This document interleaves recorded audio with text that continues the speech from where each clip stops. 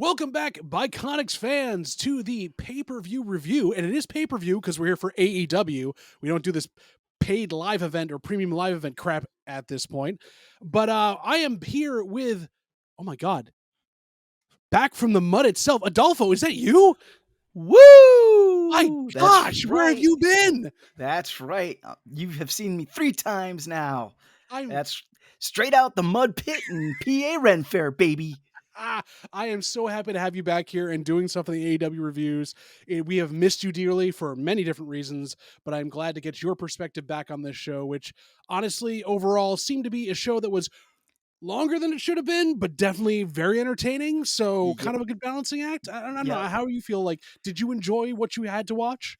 Well, really quick, I missed y'all big time. I missed the Biconics, and I missed wrestling. For the last 5 weekends, I've just kind of been performing, and it's nice to be back. And it was a great time to come back too. Uh, Definitely. it was overall Wrestledream was it was good. It was good. Did it live up to the hype? We're gonna find out. It's a little bit there. It's a little bit there. Eh, But as we said, we're happy to have you back. We're glad you took some time for yourself to kind of indulge in what you love and what you were made to do. And we welcome you back with open arms here at the Biconics because honestly, your perspective and also the perspective of all the folks in your home are always welcome in this respect. And speaking of welcome, we welcome ourselves in. I'm going to skip over 0 Hour. 0 Hour had a couple good matches, unfortunately, but actually, you know what? I'm not going to skip over 0 Hour. I don't want to skip over 0 Hour. I'm going to go right into it here. 0 Hour had one great match and a couple iffy matches. But basically, we started off with Claudio Castagnoli going up against Josh Barnett for the I guess, who's the hardest man outside of the BCC. So the funny thing is, as I was watching this with Mikey last night, I made the comment that it seemed like Josh Barnett, not knocking his abilities as a fighter, but the reason why he was at Wrestledream was because he was a friend of Inoki, Yep. so he was a friend of the band, so they let him in, you know? He's one of the last guys that was there, like, knew the band before they all Right, died of a exactly. plane crash or something, so he's playing Exactly. all their hits. Exactly. I did mention, like, watching him come out there and, like, him and then having Moxley on commentary, if you combine the two of them, they're like Stan Hansen. Just like the way that Yes. they walk, the way that they deal with themselves. But this was a hard-hitting match. Apparently, Josh Barnett, who has been a strong style participant, one of the gaijin under Inoki, comes out to test Claudio because I assume he was supposed to go up against Moxley, who was out, but as we heard Yeah. all night, John Moxley is still heavily concussed and probably shouldn't be allowed near a microphone anytime soon, at least with children around. But See, in general, I would argue he added some very needed excitement to yes, certain he matches. did, and especially this match as well. Like as we saw, Claudio and Josh, it was very technically sound, very hard hitting. You needed Mox to give good color commentary, but Mox throughout the night, you could tell he was like, "I don't give to anything about this. I'm just literally going to be myself on mic," and then realize about halfway through, like, I'm getting yelled at for what I'm doing here because I don't give a crap. But Right. this was over quicker. There was a promo at the end where Barnett was like putting Claudio over, which was good. Yep. Claudio giving recognition to him for the folks that didn't know him. It was a good way to end it that way. A good response. Luis, you're here. And You he's made it. here. Hey, ¿cómo estamos, mi Wepa! gente? How you guys doing? Kiki! That's yes. But no, we're doing all right. But we're still on 0 Hour. We just started with one match there, so we're jumping here. We're talking about the Castagnoli Barnett match, and how much John Moxley was still concussed on commentary the entire night.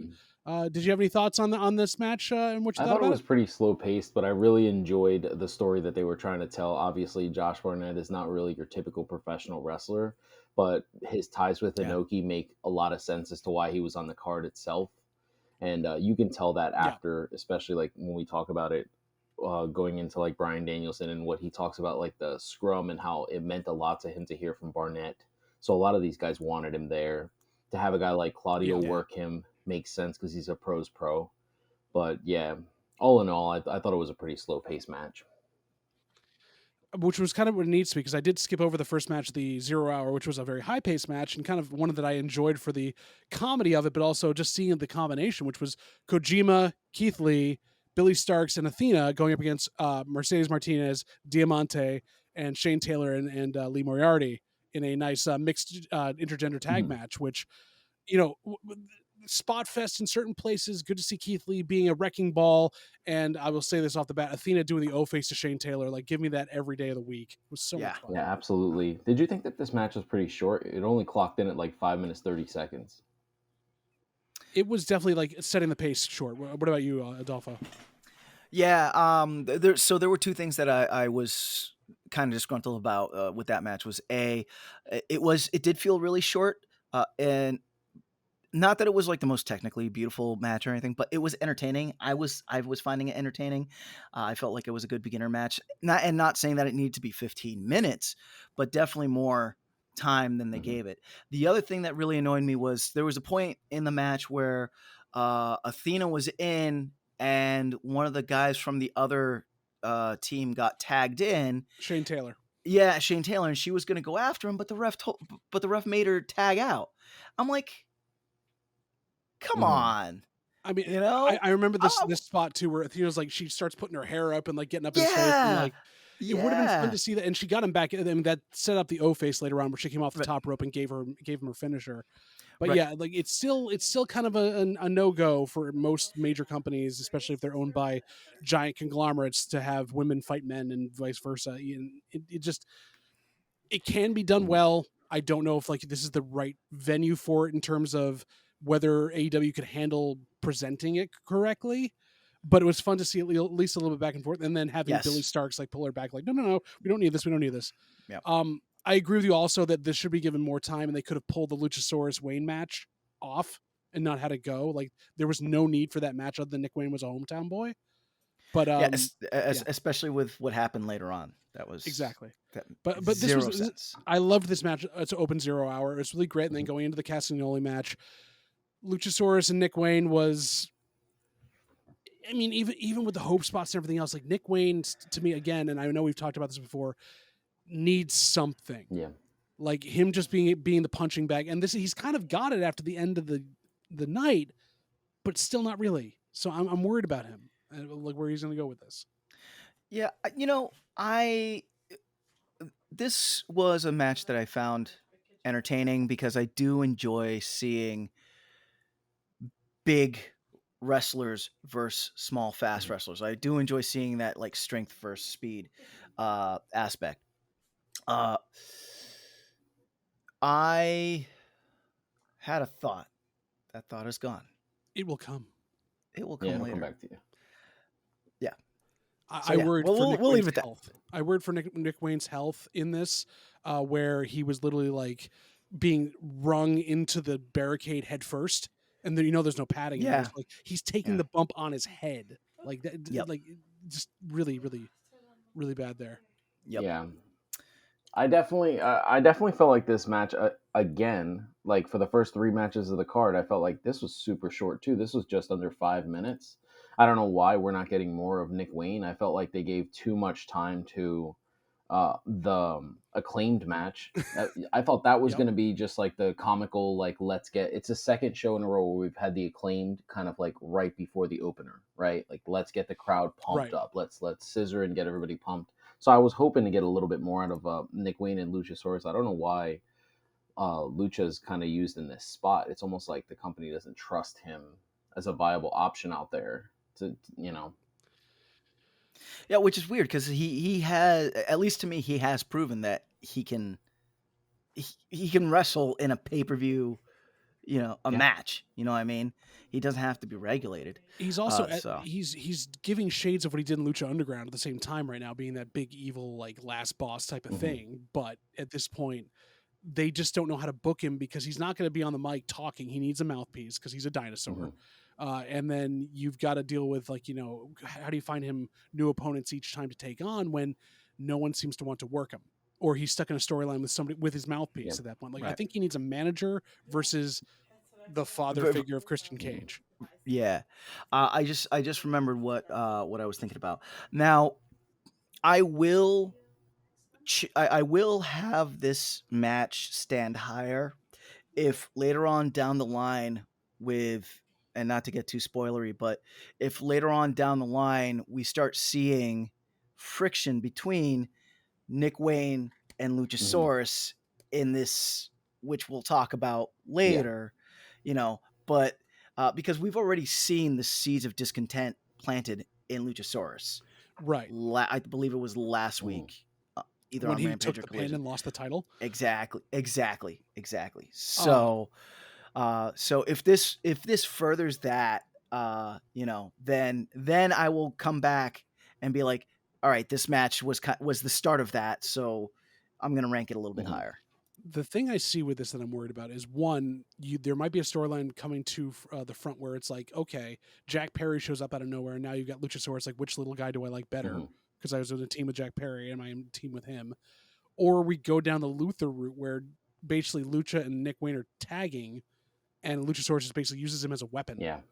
And everything, which it seems like there's no reason for it, but I don't know. We're going into too much. We're definitely going to talk more about Nick Wayne because I have some thoughts about his shift. So yeah, I definitely want to have a conversation about that. But yeah, I thought this match was what it was. I mean, nothing super special. Definitely looking forward to it. I agree with you. I definitely want to see what happens like as we go further down the road, if this leads to something or if it just kind of stops here. Yep. Exactly. And then we had, as you said, the Acclaim versus TMDK, which went on longer than probably should have. Although it was really fun to watch TMDK work that kind of comedic heel style they do. We talked about how Bad Dude Tito looked like a cross between Mark Marrow and Adam Bomb. Didn't work either way, but he's just kind of there. It felt like like if this had been Aussie Open, there would have been him and Jeff Cobb, and this would have worked better. But it seems like TMDK just didn't work the Acclaim the way they usually did. And I also thought Caster's rap on the way in was very lazy and very kind of just like generic boilerplate. It wasn't. You could tell he wasn't putting his all into it. I don't know whether they just can't figure out what to do with the Acclaim now that they gave them the titles, other than the fact they have pink titles and can scissor, versus like the House of Black, who could actually like transform these titles. So it just seems like they're stalled, which again, as you said, 2 times in a row, they are the closer of 0 Hour versus being on the main card. Yeah. But just one really quick thing about the Acclaimed, when their music hits and they come out, the crowd, the crowd's on their feet. Absolutely. So they come alive. Yeah. So that was 0 Hour. Yeah. Up and down, kind of like the rest of the show as well. Had some matches that probably should have been on Dynamite or Rampage and didn't need to be on the card, at least in my opinion. But we moved on to the first match of the night, obviously, which was the handicap match taken on by our champion MJF versus the Righteous, Vincent and Dutch. And I want to hear what you two think about this, because this match at least seemed to go on a little longer than it probably should. Well, we spoke a little bit about it during the match while it was happening last night. We actually were on video chat, and I mean, I think I really liked what you said. So if you could bring that to the podcast, that'd be great. How you were talking about how MJF is really good at working the crowd. I think that's a really good point to talk about. Yeah, and he is. I mean, so let's take a look at MJF's wrestling gear for the night. He had Seattle Supersonic colors. I think his elbow pad had the Seattle Supersonics logo on there, right? So right there, he's catering the hometown to the hometown. He's catering to the wrestlers, because how many homages to like the Ultimate Warrior, to Double J, did he do in that match alone? To Rick Rude, and the fans eat it up, and he's just he has good characterization, and is entertaining. I went back actually and watched the promo that he cut with Adam Cole and Paul White, the Big Show, where they were on a boat. Okay. Captain Insano, yep. Yeah, they were on a boat like fishing in Long Island, and again, like, it starts off with like the cheesy 90s R&B bro music, that just like so many people, it touches that feeling inside of them, and it just, he's not a master at working the crowd, but he's really good. at working the crowd. He's been able to take Really, really Mick good. Foley's, like, right here in, like, Salem, Massachusetts. He's been able to take that and turn it into a character. God, Yes. if WWE ever came to Salem, that'd be hysterical, knowing what's around there. Yeah. But, like, that's exactly what I see in him. I see him as a guy who's always going to go out there, always going to get the cheap pop, because as he said in the scrum afterward, this is the type of wrestling he loves.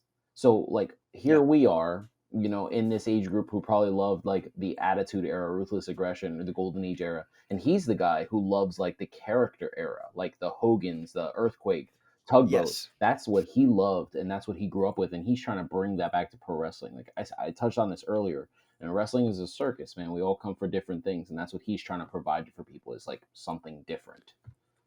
Well, you can also see the glee in him as a performer when he gets that type of stuff. He's still in that point where he's doing it to get the response versus knowing this is the thing he has to do. Yeah.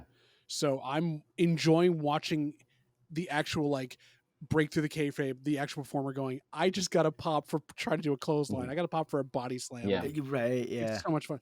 And he also comes back and he does what he says. He shoves Vincent's ass up Dutch's ass and, gets him stuck there. But on the other side of this, I'll say, while MJF is a great performer and it's really wonderful to see him still pulling this off and doing what he can, in general, they're feeding all of these up and comers to him and not giving them a chance to shine. That's the one piece of his character that doesn't work, is that he doesn't make the person he's across the ring from look better for having faced him. He has to look better than them. He has to be the shining star in the match. Yeah. And it's when you have people like the Righteous who are new to this, it's really stark, and you can see that versus like a Samoa Joe that's been established. Even then, Joe didn't get the spotlight in that match. It was all about Max. Yeah, it was all about there was no Max. You're right. Exactly, and that's what he's been the entire time. I actually, it's funny you mentioned that. I had that thought at the pay-per-view in Las Vegas. What the hell is it called? Double or Nothing? Double or Nothing, at this year's Double or Nothing, when he had that three-way match, four-way match, the pillars match with the the pillars match. Okay. Yes, the four pillar, when he had the four pillars match. Because later on, I learned that he actually had his hand, or had some hand in the writing of that match, and that match was a great match. I mean, but as I was watching it, you could tell that MJF was getting that spotlight, So now I'm wondering, like, okay, so are you writing this stuff for you because you want to insert yourself into your fan fiction type thing, or are you writing it to actually have a good match? Now, thankfully, that four pillars match, those guys knocked it out of the park, and that was a great match. All four of them were great. Yeah. They are. But I think, at least me personally, that it is getting to a point where we do need to see him lose. We need to see him. We need to see some drama with MJF. Because he has been in the spotlight and riding this horse for a while now. Yeah, I compared him to 07 Cena yesterday, and that was actually a really bad comparison. Yes. I actually think he's early WCW Hogan, in the sense that I need to protect my character. Yeah. You know what I mean? Exactly. And it's unfortunate, because when Hogan did that in the early 90s, when he came over to WCW, he wasn't helping anybody else. He was only helping himself. It was all about the red and yellow. And then I look at it as, like, being that, like, MJF is like a singer, a theater kid, you would think he'd be like, all right, well, Denzel's come to Broadway. Like, let me do that. Let me rise everybody up with me. Like, that's what he should be doing, instead of being like, you're going to go out there and I'm going to look the best and you're not going to look good. Because remember, like, the whole golden shovel thing with John Cena? His biggest issue that he said is he takes the blame for that, but whoever leaves the feud after him doesn't progress after. That's what we're currently watching with MJF. Whoever finishes feuding with him doesn't do anything. I mean, yeah, Brian's Brian, so he's able to move on, but no one else has been able to progress. Joe, it's the same thing. Like, as I said, it's, if you're an established talent like that, you can get away with it and be fine. You don't have to dig yourself out of a hole. To go back to the Hogan comparison as well, this will be the last we talk about this until we move on to the next match. But at the same time, he's doing the same thing Hogan did, which was saying, I'm doing this to further the company. The company brought me in to further them and make them big. That's why Hogan was brought in for that thing. So it's all on him Yes. to carry the company, which Max has said, which it isn't. It's for him to build the company. And at the same time, when he's had Adam Cole there as his backup, as his consigliere, Cole has been furthering him along and like filling those gaps in order to bring people up, because Cole knows how to do that. So that's why the two of them have worked in certain ways, is because the matches they've worked, yes, there's still a bit of a shoveling going on, but because Cole's been there to kind of like build up that and take the heat and do those things and let Max be a jackass, then you have all this other talent around them that can still work really well and be there and temper Max's digging of big holes. So I think the injury to Cole is going to make things worse as we get into the end of the year. I want to see what they do with it, but I don't know if Tony can actually handle him enough to be able to allow him some room to grow. We'll see if he does. Yep. But we go then from our big sports entertainment match of the night to a hard-hitting emotional match, very in the Inoki style, of Eddie Kingston versus Katsuyori Shibata for both the ROH World Championship and the NJPW Openweight Championship, which I will say this off the start. When I saw that both titles were up for grabs, I knew Shibata wasn't winning this one. There was no way they're going to give Shibata both titles. But this still was overall not just hard hitting. It was a great kind of look at like respect of that Japanese style of wrestling that we got a little bit later on as well. But this was definitely the one that say like, this is Inoki. Inoki's ghost is here. We are really paying tribute. Yeah. What did you guys think? I thought this match was phenomenal. I really enjoyed it. I love Shibata and Kingston. I think they're perfect together. I really thought the two of them, like, I don't know if I've ever seen a match with just the two of them one-on-one. Maybe I might have missed it.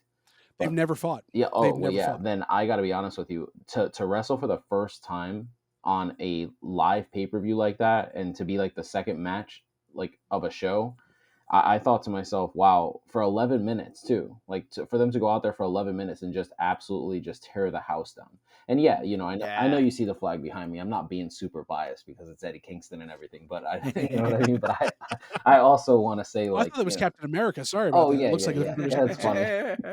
my son says that too with his toy. He's like, hey, he's actually Captain Puerto Rico. Yeah, but so I thought to myself that it was technically sound. It was definitely the type of style, like it was definitely strong style. It just reminded me of that IWGP version of Shinsuke Nakamura that we don't get anymore, like the Kenta, like that type of match. And I thought it was great because we haven't seen Shibata perform like this since before his injury. But they were definitely nailing each other. I gotta bring it back on that one, unfortunately, because I am one of the few that watches this. Mikey and I both know this. On ROH, him and Josh Woods were just as hard hitting as this. Oh, really? Shibata's been doing this and building up to it on ROH TV. He's been putting the time in and learning the pure style wrestling, and it's really been that hard hitting as well. So it did scare me a couple times when I saw Eddie do the back fist and he gets hit in the head, and it's like, oh, Shibata with the head shot. But no, I have to back up and say he's been working to get to this point, and he's definitely shown that he has not slowed his game down, but he has definitely turned it into a more veteran style instead of hard hitting straight ahead missile to the head. He is very crafty now, and it's very interesting to watch. Well, not to live like completely give you a peek behind the curtain, but I have had conversations with Brandon before, and he's told me that Eddie Kingston, those back fists, they look brutal, but they barely touch you. So he's definitely protecting. Brandon being low-key, by the way, in case you're wondering who Brandon is. There you go. Okay. Name dropping the entire. This is why we bring you in, Luis. You know I just felt it was relevant. Since you're worried about Shibata, I was like, Don't sugarcoat this. I mean, you're wearing a Bryan Danielson t-shirt. Actually, Daniel Bryan. You know everybody from this thing. You know people from the classes they all came from. Just put it out there. You can let's lie it right down on the table. We know how long it is. It's perfectly fine. Oh no, I'll name drop when I finish my my podcast interview with Brandon here in a week. Then I'll really name drop it. Yeah. Which everyone's going to go back and listen to, right, folks? We all know that's going to happen there. Overall, so I know we talk about match of the night type of thing. I don't know if this was match of the night for me, but this was probably more entertaining for me, at least, than the match before. How did you guys feel about this? Did this draw you in more to the pay-per-view than the first match? It definitely drew me in more than the first match. I thought it was a slobber knocker. Not a lot of like high flying, highfalutin stuff going on, but the stuff that was going on, they sold it that they were hitting hard, You know, they sold that, and it told a good story. It told a great story, and it told an entertaining story. And yeah, so I thought it was.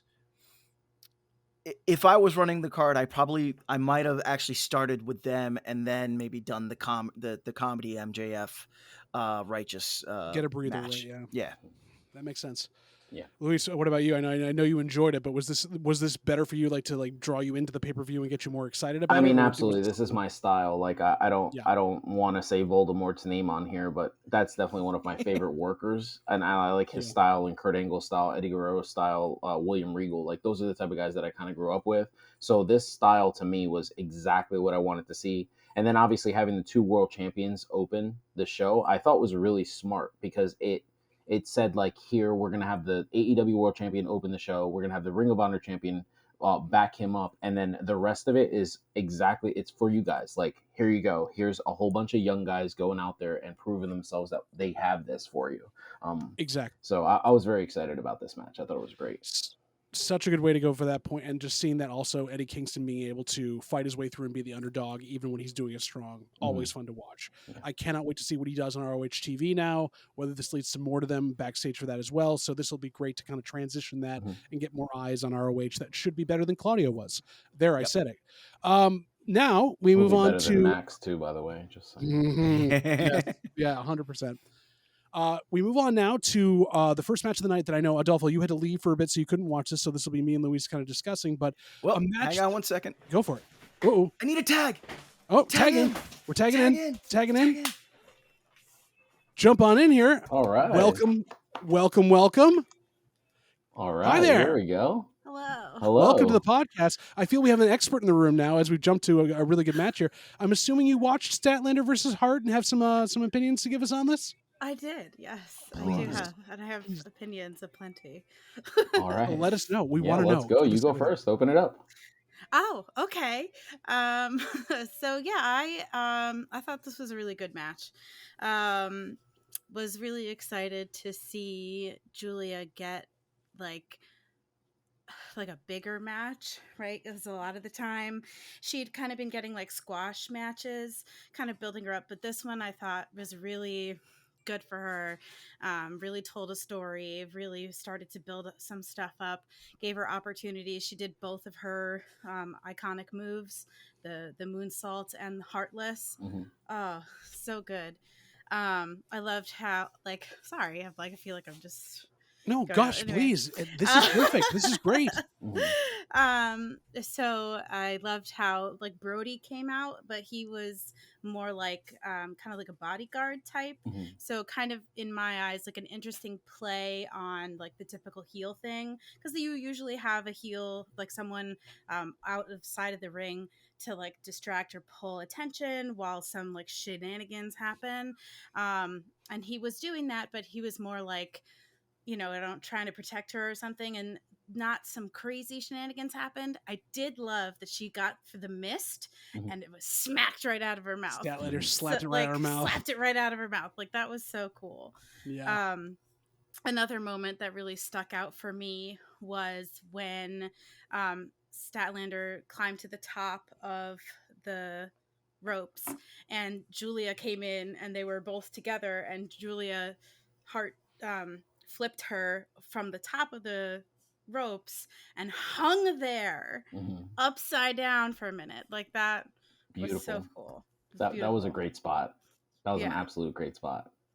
Do you feel like she's really kind of embodying the character now? She's finally kind of feeling where it is in her body and not just like going perfunctorily, because then she's coming out of that whole thing of being a cheerleader and like that was her up to 11. Now she's finally done something different. Did it resonate like that for you, for either of you or both of you? Yeah, so I definitely agree. She, like you said, she was like a cheerleader. She was kind of, doing the spooky thing, still doing the spooky thing, but embodying it in a very different way. So I really think this was a great moment for her, even with the loss. I think that was really important for her, actually. It was, and I loved how Brody carried her out like a sack of potatoes. Like, it was so good. So I think that this was awesome. I really hope they start to push her a little bit more, because I'd love to see more matches like this from her, because I think she has a great potential, and I think this was an excellent, like,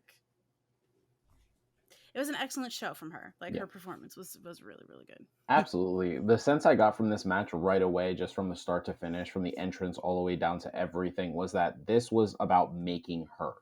That's what this was all about. And you could tell that Chris did everything in her power to help put her over. Yeah. I've said this before, I'll say it again. You don't need to win a match to get over. And that's exactly what she did. This reminds me a lot of Wardlow losing to CM Punk. You know, like, he came out the winner of that match. Punk got the roll up, he won the match, but Wardlow looked the best. That's exactly what this match did for me yesterday. Julia Hart definitely looks like she's taken the demonic Alexa Bliss character and just completely turned it into something that's more like TVMA. It's so brilliant. I love the style, and facial expressions matter. And her facial expressions were scary. Like, she looked like somebody that you would walk into like a horror movie, and that's exactly like that's what you would see. I thought she was spectacular. I thought Chris did a really good job of helping her out. The match itself was crisp. There wasn't really any mistakes, nothing like that. Even like the finish, I loved the fact that I don't think a lot of people are going to put any stock into this, but the fact that Chris had to hit her with 2 tombstones really mattered, because it was almost like, oh, the first tombstone wasn't enough to get you down. Now I have to cradle you. I have to do it again. And it's almost like, yeah, we knew how far your character is going. And I'm excited because I'm hoping that maybe she moves on from this to possibly Soraya. I think that would be great. It'd be wonderful to have that happen. We know that's not going to, because Tony Khan can't book the woman to save his life, which is sad to say. But she has a lot of stuff out there to be able to move through and keep growing. She's even said on her own, like, she is so early in her career now, and she's found that kind of like footing to start to build herself. This is going to be a perfect way to do it. And Statlander knew what to do to be able to work around that and keep herself strong as well.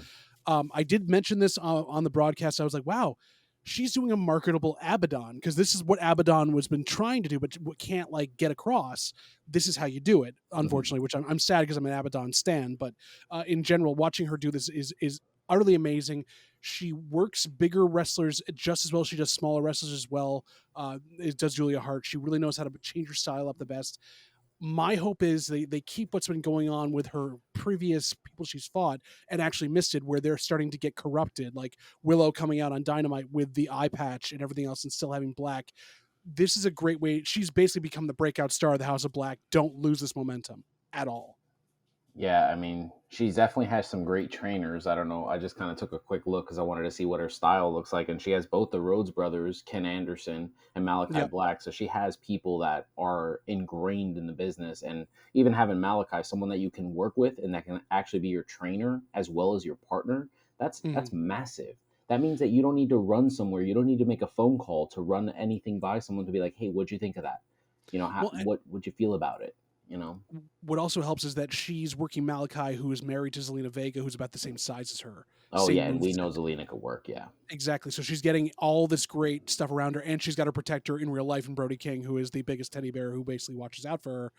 You know, I think that's the other reason she works bigger wrestlers better as well, is that she can practice on Brody, who is literally twice her size, and work what she needs to. So overall, this was my feel-good match of the night. I loved that it was there and it worked well, and I really wanted it to be. I wish like there were just better matches on the card, but this was definitely a good one there. I wish there were more women's matches on the card. This was kind of like, what's going on. I also, just a side note for anyone watching and wanting to know how this tied into NJPW and Inoki, Nigel McGuinness, the MVP on commentary all night, puts out the fact of like, everyone used the abdominal stretch at least once tonight. Yes. That was Inoki's move. And when you saw Chris do it to Julia and she's bent back a bit before she put the heartbreak on, it was like, oh God, it's terrifying to watch sometimes. Yeah. So we had a wonderful women's match. We loved everything about it. And then we had my pee break match of the night. Did not need to be here. No, you can stay if you'd like. We'd love to have you still if you'd like. You don't want to talk about the guns? I'm good. I'm tagging out. Oh, I understand. Everyone tried to in this match too. It's really kind of funny. This was the Guns versus the Young Bucks versus the Lucha Bros versus the only non-sibling team in it, Hook and Orange Cassidy. Why was this on this card? Because Why? I I don't know. I mean, I'm not a big fan of Rockers Light. I think I've made that pretty known.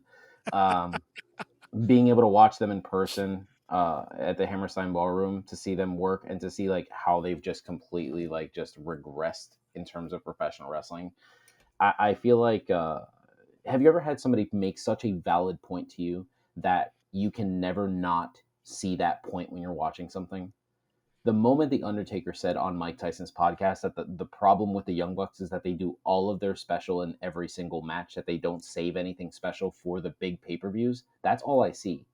Every single thing, they don't save anything. So I've seen this type of match between them already, and I was really looking forward to the Guns looking more like like permanent. I really wanted to see Orange Cassidy and Hook and see if maybe like Hook has progressed at all, but we didn't get that. I felt like this was like the Young Bucks show, and everybody was there to just bump for them. That's what this felt like to me.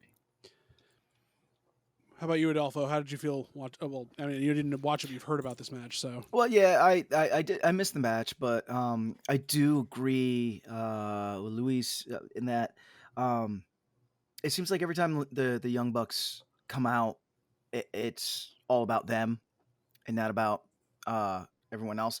And to be honest, they're entertaining, but they're meh. You know what I mean? I feel if I go to watch the matches that I missed, I might not even watch this because I do like the Lucha Brothers. I do like Orange Cassidy and Hook. And I like the Guns, you know? Yeah. And having seen what those wrestlers can do and hearing that they, in essence, were hamstringed for the match, it's like, then I don't want to watch it, you know? Yeah. We to mention hamstring. We if you didn't know, Ray Phoenix was injured in the match, or he was already injured coming in. He also got as badly injured in that Moxley incident as Moxley did, and it looks like it got more serious. So he was taken out, and Penta had to basically fill in on his end for quite a while by himself. Right. My thing I want to take away from this is the team that won, obviously with the Young Bucks winning, didn't need to happen. It's setting up matches that we've been hitting so many times now. FTR versus them so many times doesn't need to be there. You had the Frankenstein team, which would have been fun to watch for a bit, but honestly, I think you're right, Luis. It was more to see if they actually worked well together, see how Hook was doing. I did enjoy the double back and forth Northern Lights setup that they had with Magic, because both of them have such pretty suplexes. It was great to see. But this should have been the Guns coming out party. The Lucha Brothers, because they've got the title on Phoenix, didn't need to do this at all. And with Ray going down, he didn't need it. The Young Bucks need to stay back and they're having Charlotte Flair syndrome. They don't do anything different, and they're in the title picture at all times. And they're also the 6-man tag champs. So why do they need this? Meanwhile, the Guns have worked their asses off, and they're actually showcasing that they've improved since they came on. They're not just a one-note thing. Yep. Let them come back to it. FTR had a great match with them before. It would be great to do that. Or honestly, I had wished that if the Guns had won, I would have had more faith that Aussie Open might have taken the titles off of FTR, because that's a pairing that would have been great to see as well. This was a dynamite match that didn't need to be on the card. 100%.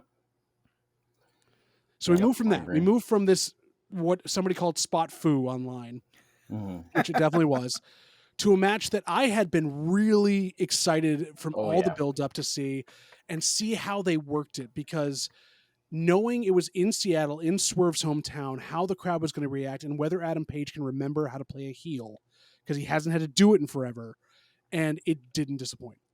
No. They didn't work differently, but they sold differently. And that was the best part there. How did you guys feel about this one? Oof. Do you want to go first? You want me to go first? You go first, Luis. I unfortunately missed this one. And I'm going to go back and rewatch it. Oh, yeah, absolutely. Go back and rewatch this match. I personally had so many thoughts about this. I'm a massive fan of Hangman Page, and obviously I'm a fan of Swerve. I've posted a lot of content on him recently too. Yes, I felt like this was 20 minutes of just I was in awe. What I was watching, I felt was so great. I was watching it while talking with Mikey yesterday. I love the fact that they were completely paying attention to the pen mark with Swerve. They did a really good job with that. I thought that Hangman, like, this is why he's my favorite member of the Elite. He has no issue putting over the next guy, and like I said, not like winning or losing, but he really made Swerve look like $1,000,000. And another thing, I don't think this comparison will ever be made unless you're like a wrestling historian. But when I watch Swerve and he like shows you his offense, he reminds me of WCW Chris Kanyon. Yeah. Everything he does is like brand new.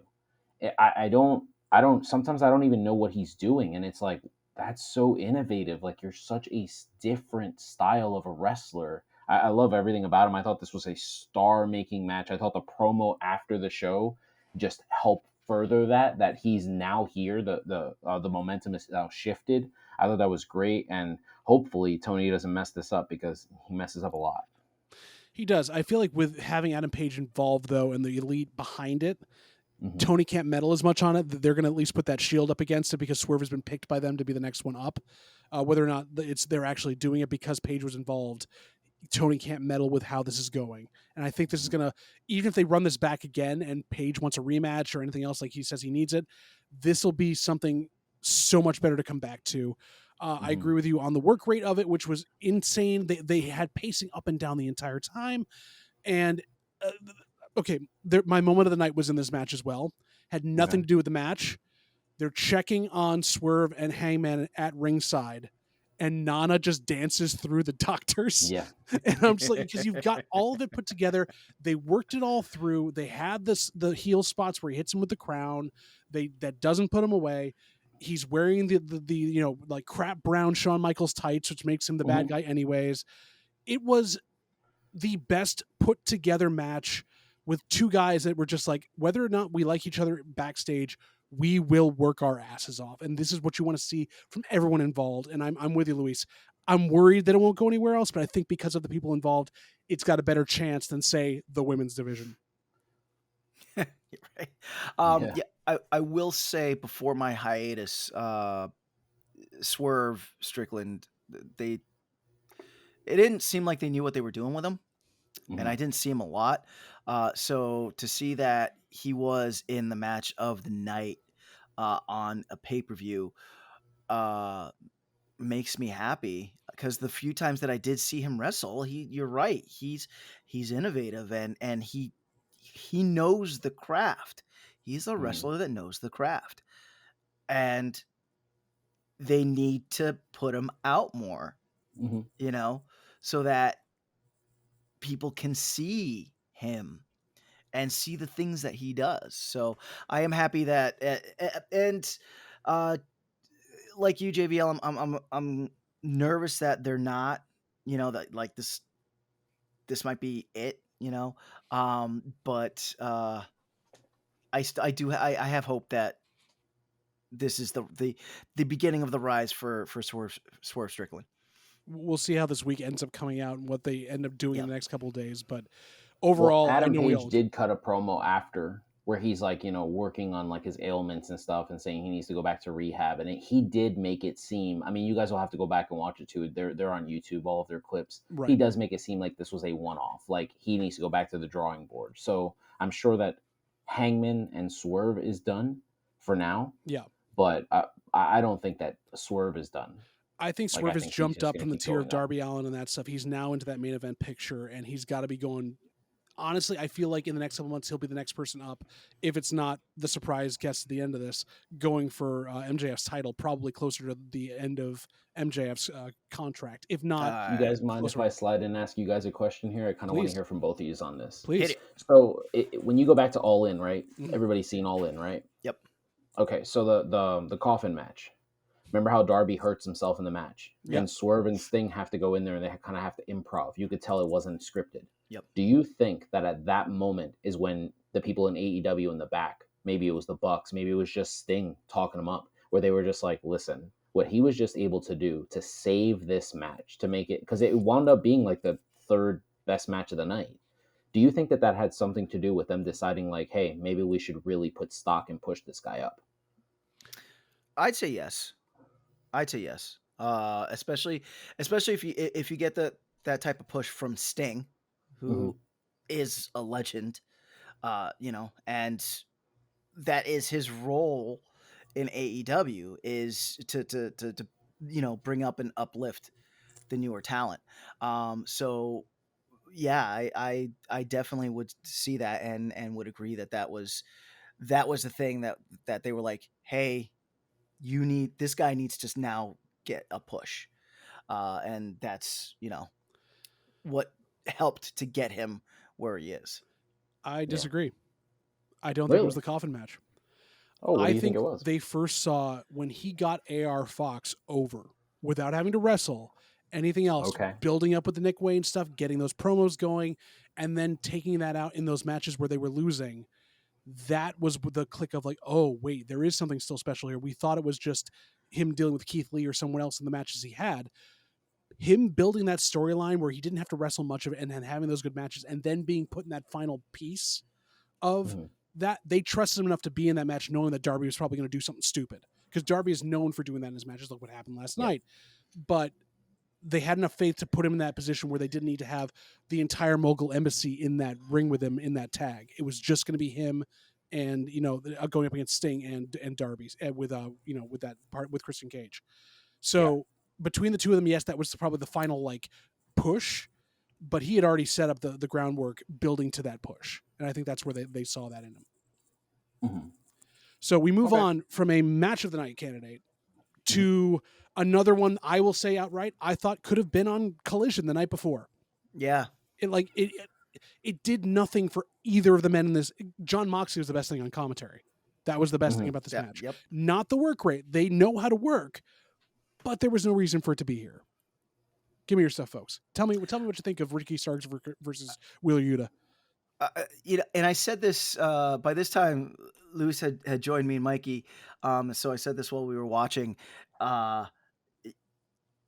To me, it always seemed like Wheeler Yuta was like that third wheel on the date, like the uncomfortable third wheel, because like looking back at those matches when the Blackpool Combat Club was going against the Hung Bucks and Kenny Omega and all that nonsense, it always seemed like Wheeler was the one that like effed everything up, so he, like, to me, he hasn't sold himself as that tough guy persona like that he pushes out, and again, I might have missed actually seeing the matches in which he turns it on and it's like, oh yeah, no, he's Wheeler Yuta, super yeah, but yeah, last night wasn't it.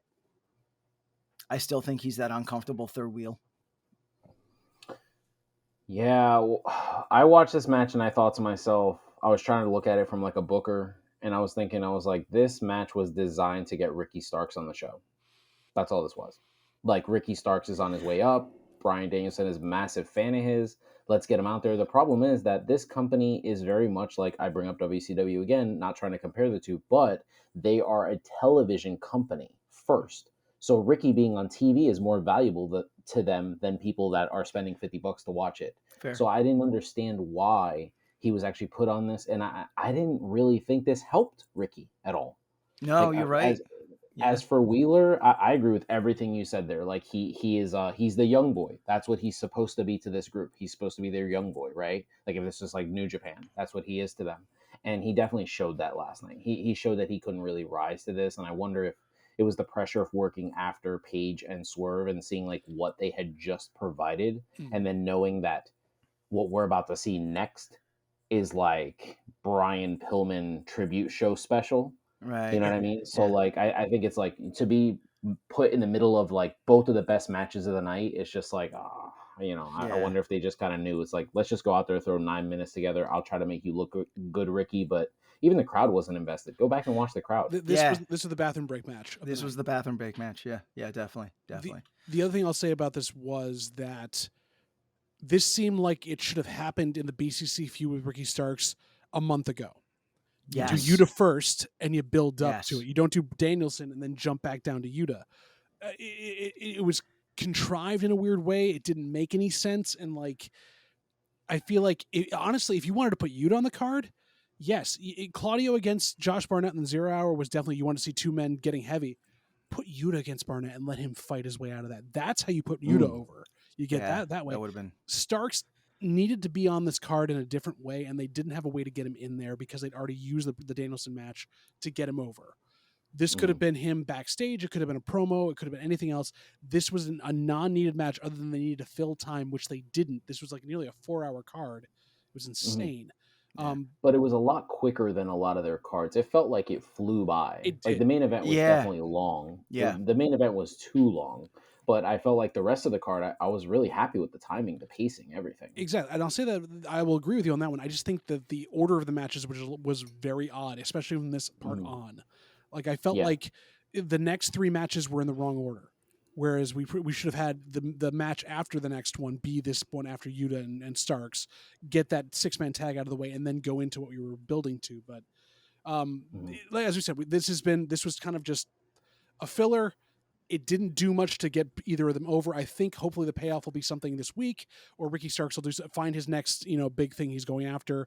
But it wasn't what it needed to be. So we move on from that to another candidate for match of the night, which Dave Meltzer was creaming in his underwear the entire time this was on. I don't agree with Bobo the Clown a lot, but I had to agree with him here. So was I. Just letting y'all know. Continue. I also thank you, Mike. Thank you, God. Our voice of God loved this match as well. Thank you, God. We really enjoy that. God sounds amazing tonight. I know, right? But I'll say this for it. Watching before we get to anything else, watching the ending of it, seeing what came out of it, and then having the promos afterwards, as you said, Luis, afterwards, like going into why that happened, it just made it 1,000 times better. But this was what technical wrestling is and what Pure Rules Wrestling wants to be. This was a showcase for Bryan Danielson and Zack Sabre Jr. And I could have watched them for an hour. This was insane. Yeah. You go ahead. You can go first. Okay. So I, being a lifelong wrestling fan and, having wrestled collegiate wrestling and high school wrestling and whatnot, the technical side of me was just like chewing this match up, just the counter after counter, and it was just was it this match that I said it seemed like they were almost like ballroom dancers where they knew each other's move and it just flowed, and it looked like art. It really looked like art. Now I'm gonna say something that might be a little, might ruffle a few feathers and might be a little controversial. But I feel that the newer wrestling fan that really hasn't seen a lot of technical wrestlers was bored with this match, because there wasn't a lot of big spots. There wasn't a lot of high flying. There wasn't a lot of, unless, it's like having someone that can appreciate art look at a Picasso and be like, that is beautiful. And then you bring in like, not to knock on the youngins nowadays, but bring in a high schooler and be like, what do you think about this? And they're like, that's trash. I could run an AI program that can do a better painting. You know what I mean? So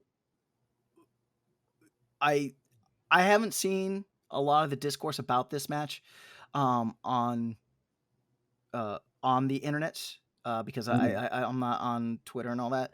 But I do hope that people have been giving it the credit that it's due, because it was an artistic masterpiece. Those two, and I'm just like, wow.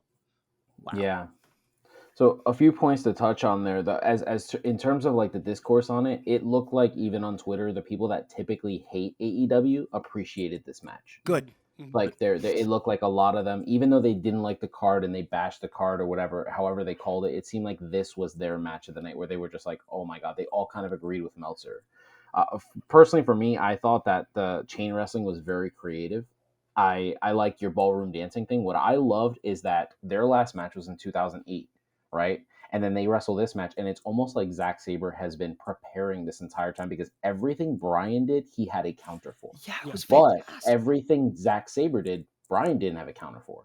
And that's why I thought that Bryan cutting that promo after, saying that he doesn't feel like the best technical wrestler in the world, I was like, God, this guy just loves putting other people over. It's amazing. Like, we're clear that you're the better worker in the ring, but you refuse to let us say that. You're like, let you guys say that for me. Yeah. I thought that was great. I thought the fluidity of it was amazing. Yeah. It reminded me of back in 2002, I was at a Jersey All Pro show, and they used to have these tables set up with these VHS tapes, and it was this company called RF Video, and they would always have these like best of tapes. And I remember one time I bought a William Regal, best of William Regal, and it had matches with him versus Benoit, him versus Dean Malenko, him versus gentleman Chris Adams, and it was just nothing but like no off the top rope stuff. It was just clear, like catch as catch can. Like, we're gonna go out here, we're just gonna beat the crap out of each other. We're gonna work strong, snug, and we're gonna do counter for counter, hold for hold. And that's what I watched yesterday. So for me, as a fan of that style, of being a guy who loves and appreciates William Regal when a lot of people don't, I felt like this was everything I wanted and more. Because this is actually my favorite style of professional wrestling. This was my match of the night for me. But I don't know, man. I really felt like I really hate that Bryan is such a pacifist, because I really wanted, like, this felt like it should have been the main event. And I know he didn't want a main event. He said he doesn't want to do that anymore. But I was like, this match I felt like we all bought this. Like, everybody bought this to watch this match. That was the first match that was, called. This and the I was Swerve one. It was excited. both this and Swerve were the ones that were put on. Yeah, absolutely. I will agree with you on all the points there as well, Luis. You're very right. Like, the chain wrestling, and I've grown into loving it. And being a younger wrestler fan, not so much. The 2 points I always bring up with this is, one, this reminded me of early Brett and Owen. They know each other so well, almost to that point. It's that fluid motion, it's that ballet that those two had as well, because they were brothers and they knew what they were doing. The other part that you brought up that I thought about here, Adolfo, is that yes, it's bringing younger fans to see a Picasso, but they have a great audio tour, because the commentary was the other part of this art that kept it on there. Moxley talking about all that stuff, where like Bryan's reactive versus, planning, all of the stuff set up there. Nigel going through every little bit there. It wouldn't have worked as well without the commentary team they had there, even with Mox and Nigel drawing focus on each other and, going at each other as well. It literally needed every bit of it, part of it, and every bit gelled, and like down to the point where you saw how brutal this match could get as everyone's watching it, and everyone shut up when Danielson did that dragon screw into the knee bar, like right on the side there, and that looked ruthless. It was. It came out of nowhere. Holy oh my God, it was so good. I'm sorry. This was the showcase it needed to be, and the best part was, unlike some of the other stuff that you were talking about, Luis, with like the best of Regal and stuff, where it is that catch as catch can, it built in the sports entertainment aspect that Bryan has learned in his time in WWE as well, where he had to go to the strikes and the giant Busaiku knees and, all that stuff, and then turning that storyline. Well, it's not just how good of wrestlers we are. It's not just, oh, look how amazingly smart our IQ is. We are storytellers with our bodies. Yes. And we do it better than anybody else in the business. Yep. Yeah, absolutely. I also want to say that a lot of people don't talk about Zack Sabre Jr. when they talk about like the best wrestlers in the world. It's always the same crop of guys. It's always Bryan, Kenny, Seth, Roman, guys like that are always brought up in this conversation.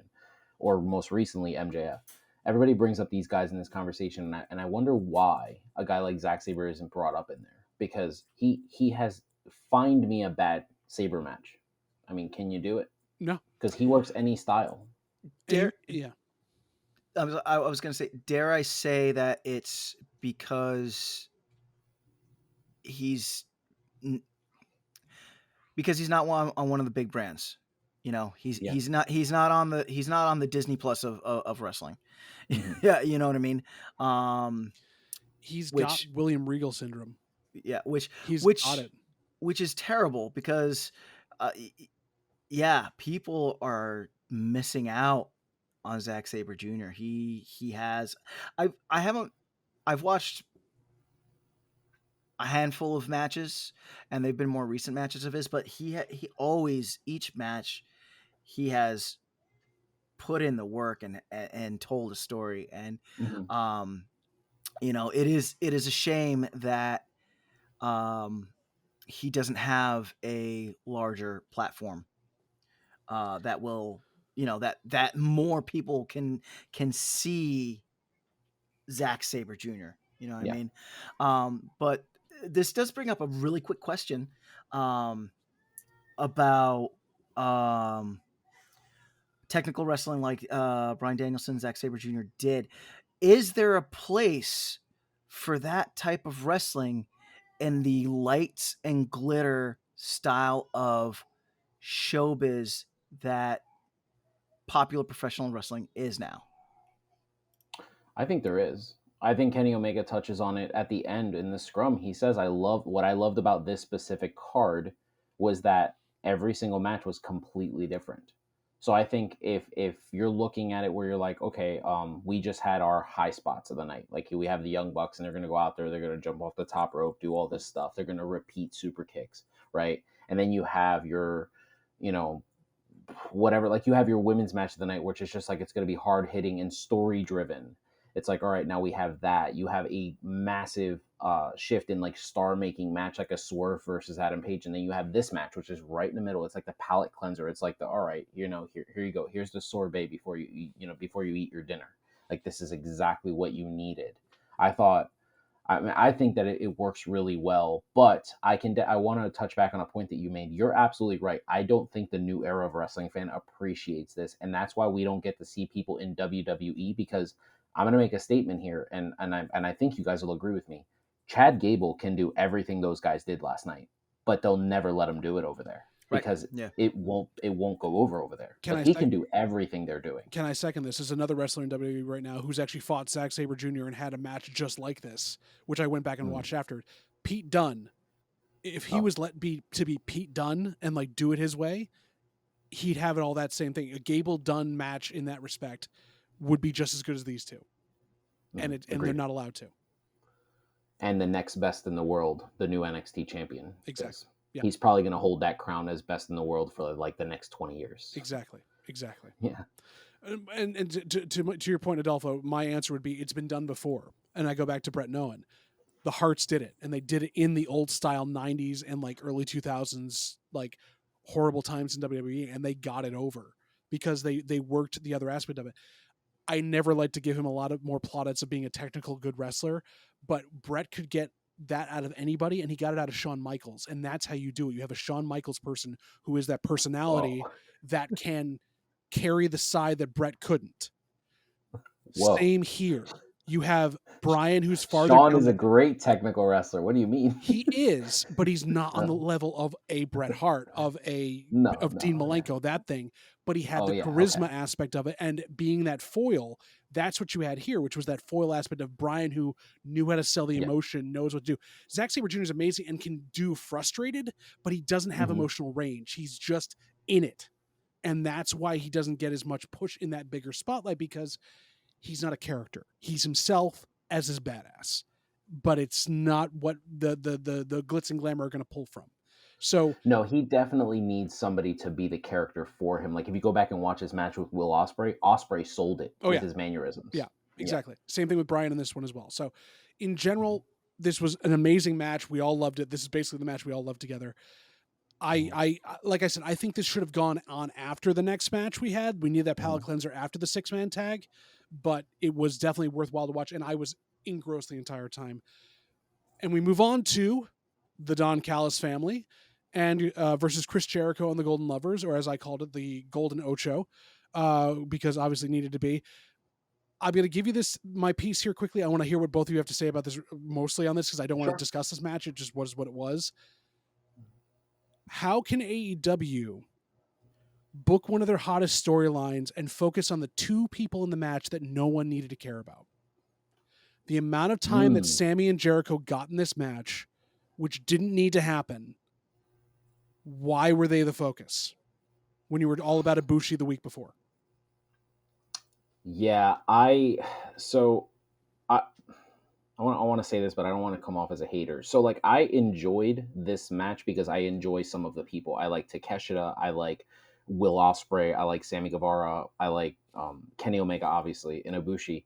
But even Jericho, I thought, did a fine job in this match. This was probably his best like version. This is what Jericho should be doing: tag matches. Look what happens when Jericho gets like 10 minutes to sit on the side and actually get a rest. He does a lion salt that actually works. Yes, exactly. But I agreed with you. That was my biggest takeaway. I was like, what is the point of this? Like, we're supposed to be building towards Takeshita and Kenny Omega. And I thought the story that was going to be told was we were going to have Takeshita and Ibushi like go at it, so that way we can set up their one-on-one match, then have Takeshita beat Ibushi so that way Kenny could get his win back. Right. And I thought to myself, I was like, what are we doing here? Are we setting up for Sammy Guevara to be like the next big star? Because that's fine. If that's what we're doing, that's I'm okay with that. But they weren't. But what about the other stories? Jericho doesn't need to be involved. It's like that Hulk Hogan syndrome, the Hollywood Hogan, where it's like, it doesn't work for me, brother. I got to be spotlighted in this match. He didn't need to be spotlighted at all. Neither of them did at that point, because it looked like it was two different storylines, which it was, Mhm. crushed together for no good reason, and you focused on Mhm. the one that had no heat coming into it. Yeah. It made no sense. This match felt like Teddy Long booked it on a SmackDown. Yep, that definitely seems like it. And it was missing the Undertaker, basically, is what it was. Can we talk about the real nuts and bolts about this match, and ask the hard hitting question as to why we did not get a Guevara Fawn with a Takeshita Centaur and Don Callis is straddling them bare chested painting from when they for when they came in. No, they had to cheap out and do a freaking Last Supper knockoff with Don Callis. Bah! Bah! I couldn't concentrate on that anyways, because as I've referred to multiple times, whenever they enter, it's the brown noise. I feel like I'm going to crap my pants for the theme song they have when they come in. What is just that whole thing. But yeah, Luis. Anyway, I feel like this was two matches in one, and they focused on the wrong match, and they just it didn't grow anything at all in either storyline. And like you said, it didn't give Kenny that reason of like to get overly emotional or upset to drive him to the next part against Takeshita again. Like why did Sammy have to eat the pin? Well, or not Sammy, sorry, why did Jericho have to eat the pin? I mean, it makes no sense. Yeah, to me, I'm just wondering, like, what are they doing with Coda? Like, I'm curious because, like, when Jay White got to the company, right, everybody was like, oh, they're not pushing him well. They're not pushing him out there. They're keeping him in the tag division. And it's like, okay, well, guys, like, it's a slow burn, right? Yep. They really pack this cigarette in, and it's a really slow burn on, like, a winter's day. Yep. Give it that time. But I'm not watching that with Kota Ibushi because he's been spotlighted in every single one of these matches. But guess what's not happening? He's not the star of the match. Yeah. And out of all the guys that were in that match, I'm gonna say something controversial. He's the best wrestler out of all of them. How can you not have him as the guy? And you know why I say that? Because Kenny Omega says that. He says he's the best. So if Kenny says that, and I think Kenny's like 1B to Bryan in the world, then I think that Kenny's right and I'm wrong. This is what he does for a living. I talk about it. You know what I mean? What are we doing with Kota Ibushi? He doesn't look like a star. They're protecting him. It's been obvious to me in the last couple of matches because he's still coming back from ring rust. They haven't trusted him enough to go off and do his style, and they're telling him to work slower than he usually does. And especially when you have Jericho and Guevara in there, Jericho especially, he doesn't know how to work with Jericho to work well. He doesn't know how to work with Guevara at this point. He hasn't wrestled him enough to be able to get there, and he hasn't lost a step, but he's definitely. There's a disconnect in Ibushi right now where he's like, I want to go and do all the things I usually do, and I'm not allowed to for some reason. And I think they're protecting him because they're trying to see if he's physically able to do it. Because the first match they had him back for that blood and guts match, basically he kind of slipped over himself and didn't really do much because he hadn't been in the ring in a while. This was the first match I actually saw where he started to gel better and start to work. So I want to see those stiff kicks. I want to see that strong style. They can protect him but still give him those spots. Like Jericho's a snug wrestler. He talks about it too. Like Mick Foley used to call him stiff. You know, he's a snug worker. I'm sure you could take a shot from Ibushi. Well, and Takeshita as well. Takeshita was snugger than everybody in this damn one. Like he definitely wasn't like pulling anything. I think they're wondering about Ibushi's health because I mean, coming off of what he had, I'm assuming. Yeah, you're probably right. That makes way more sense than anything I said. I just ranted for no reason. You didn't rant for no reason. No, it was There no, is that's there is a fair. concern, and Yeah. it's trying to figure out what it is. I'm just saying what I've seen and what I can think of. Like, it's my opinion. I'm with you on this one. He needs to be featured more. The whole point of bringing him in was to feature him more and to give Kenny an emotional like tie to this. Which it didn't work. And also, you know, at the same time, why is everything gold? Sorry, I don't know. They're the Golden Jets, though. Exactly. Yeah. But yeah, so that, as I said, I think this should have gone on before the Danielson match. You had this spot fest. You had a kind of like, you know, a weird ending to it with Callis beating him with the bat and then going off of that there. And it just, this seemed like a filler match for everybody, and it shouldn't have been in this one, especially with like having Ospreay there and everything else. It shouldn't have been. Also, by the way, Sammy Guevara, stop doing the backwards diving cutter. You are literally going to concuss yourself on everybody you do it with. You bump heads with everybody. So bad. Did we have a count of how many times last night we thought Sammy like wrecked himself? You saw it every spot? time he got up. He was on spaghetti legs half the match. Yeah, with his chia pet hair. It's like I don't know what he's planning on doing. And then he grabs the mic and is like, yeah. So my brother's a really big fan of structure in professional wrestling, right? And like he likes the ring, like the sorry about it. Yeah, absolutely. But like one of the things, he's a big like NJPW IWGP fan and stuff, and he's been following Kenny for a long time. And when Kenny came over to the States to work for AEW, he said, "This isn't the cleaner. This is a different version of Kenny. There's nobody reining him in." And I remember asking him, I was like, "What do you mean reining him in?" And he's like, "Jado never let him do some of the shit he did over there. He'd be like, no, you don't need to do that. You're already the most over guy. Just go out there and do this. Do the minimal, and then just be Kenny Omega. And look what we got. We got those matches with Okada, and they were amazing." I tend to think when I watch Sammy Guevara, he needs somebody like that. He needs like his own version of a Jado. He needs somebody who's going to be like, "Hey, you need to stop because you're going to kill yourself. Like, this guy's going to hurt himself." When I watch him, he seems so unsafe. I'm a fan of his. I think personality-wise on All Access, I became a massive fan just watching him on there. You know, but when I watch him, he scares me. I wonder if he's going to wind up having like a Hayabusa type of thing. And I'm worried about that. I'm genuinely worried. Between him and Darby, that like half the young guys there seem like they're trying to wreck themselves because they're trying to get on TV. And it's when you have people like Will Ospreay, like Kenny Omega, who can't take your moves because you're flying into head first into them. Like you could pass off him not hitting that cutter against Jericho. Jericho is like, you know, he's older and doesn't have the step to do it, but he did it against Ospreay this time and beamed Ospreay. How do you miss Will Ospreay? Will Ospreay changes directions. Yeah. It's insanity. So I don't know where this is going. I don't know what they're building to, but honestly, we need some cleanup on this match and we need some cleanup on this feud. Hopefully they figure this out. But again, I don't know whether Tony even wants to. I think he thinks it went well. So who knows? I think it would be really good for Tony Khan to reach out to Mark Mero and to just be like, "Hey, you're a diver who did this style that Sammy Guevara is doing. Just come in and work with him for a little bit, just like a month. Like, teach him how to land properly." I feel like what he did is he's just a guy who trains and he does all of these moves on a blue mat, and then he forgets when he's in front of a live audience that the blue mat isn't there anymore. Gotta be. So we move on from a 6-man tag match, which was built on a storyline that got kind of muddled, to a tag team match for the tag team titles, which was a foregone conclusion because of the other tag match we had in the night. We had FTR, so FTR Bald and FTR Aggravated Assault versus Aussie Open, going on against it. And I said it was Aussie Open Pretty Boy and Aussie Open Greengrocer Manager. So basically, we had two teams that have had an amazing match in the past, seemingly hamstrung themselves from the get-go on this. And I feel like this didn't get off the ground to start with. What did you guys feel when you watched this?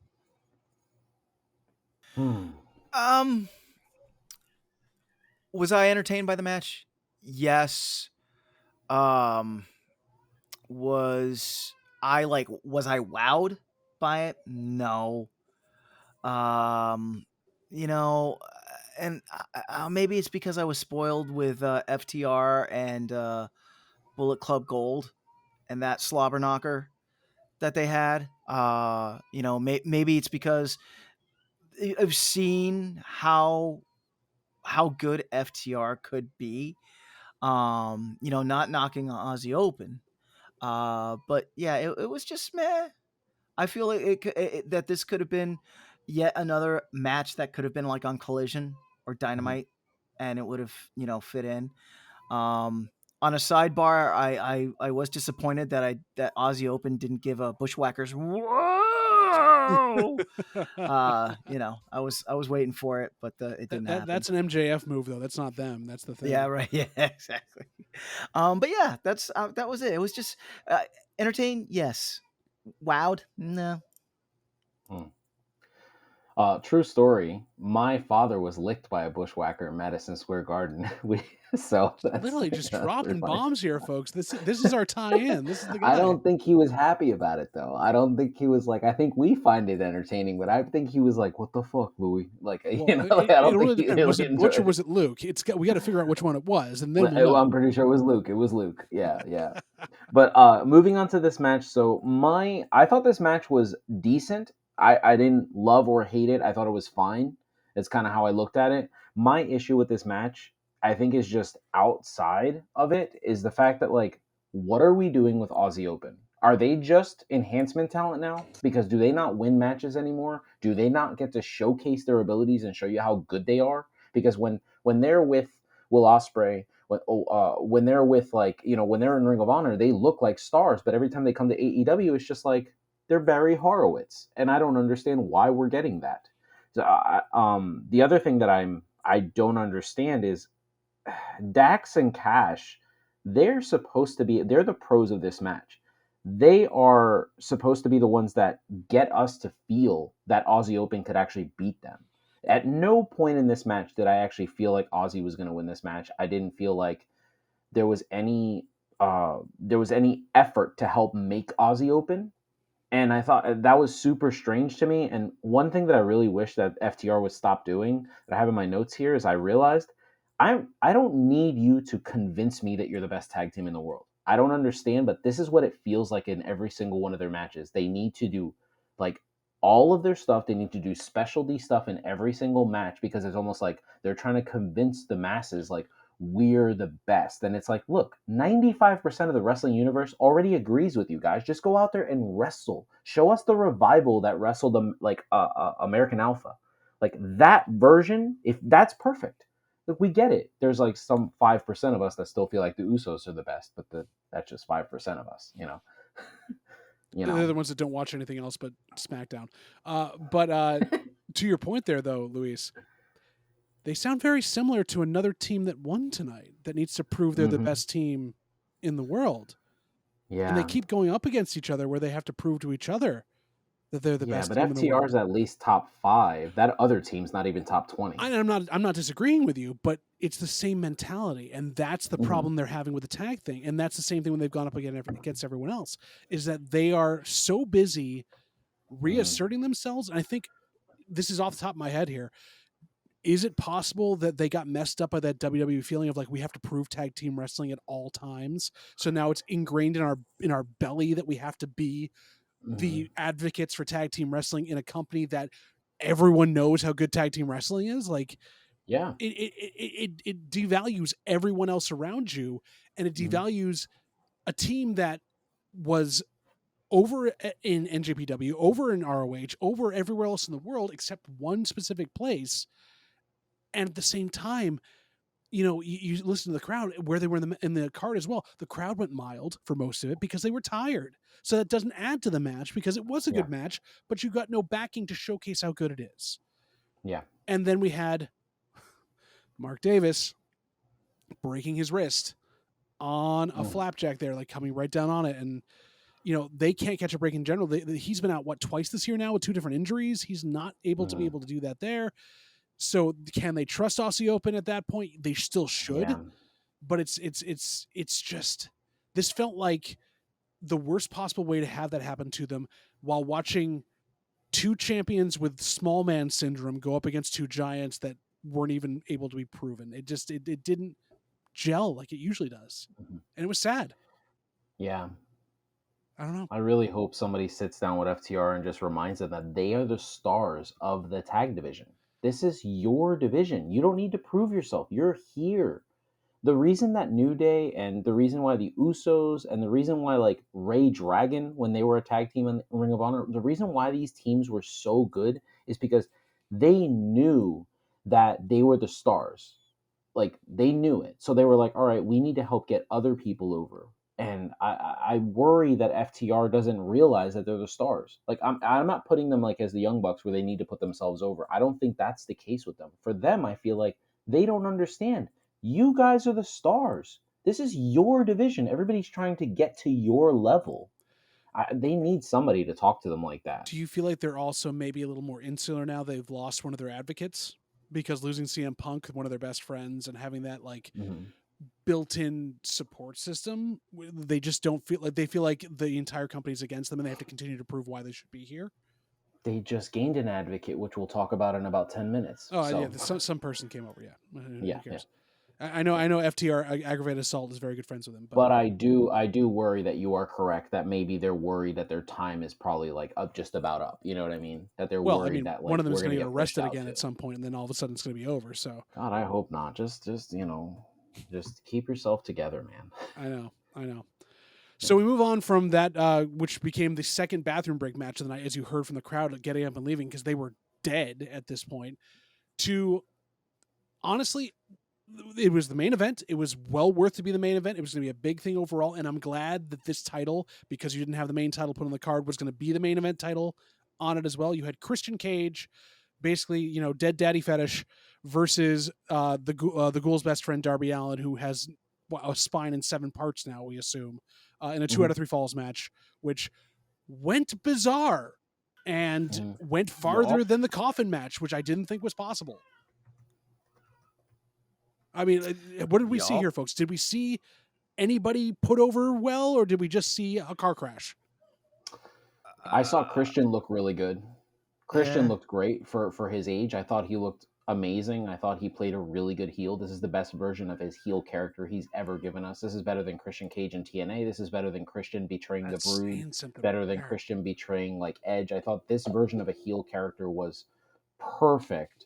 And but my issue is that Christian fucking knows better. That they tried for that spot 3 times on the steps, and I thought to myself, you are a pro, Jason. Like, you are a pro's pro. Why you would be trying to slam this kid on this? Let's imagine that Darby actually knew how to take a professional wrestling bump and he doesn't use his shoulder. He would have hit the back of his neck on the bridge of those steps. But the fact that Darby doesn't ever fall right in anything that he ever does, right, actually saved him. So his lack of being able to like have that expertise of how to fall, how to take a back bump, actually saved him from a further injury yesterday. And I thought to myself, that's not good. That's not good. And I worried. Isn't this Sting's guy? Isn't this the guy that's supposed to beat you in your last match? That's supposed to be a pillar. That's supposed to be a future world champion. You have kids. You just gave your skateboard to a kid. And now guess what, jackass? As I say it because of the television show, because that's how he acts, now that little kid's probably going to be like, hey, come body slam me on these steps. I that just gets don't weird, doing understand coffin drops off of like a ladder somewhere. Mm-hmm. And to your other point, he does know better, because we talked about this at one of the last pay-per-views. Christian Cage grabbed him and held him down during that coffin match to keep him out of there. And like, you hurt yourself, heal your back for a second. You got stuff to do. Like yeah, I'm with you on that one. Adolfo, how did you feel watching this one? Like, was it even worthwhile for you to kind of take in the way it worked? I thought Darby Allin killed himself numerous times. It was.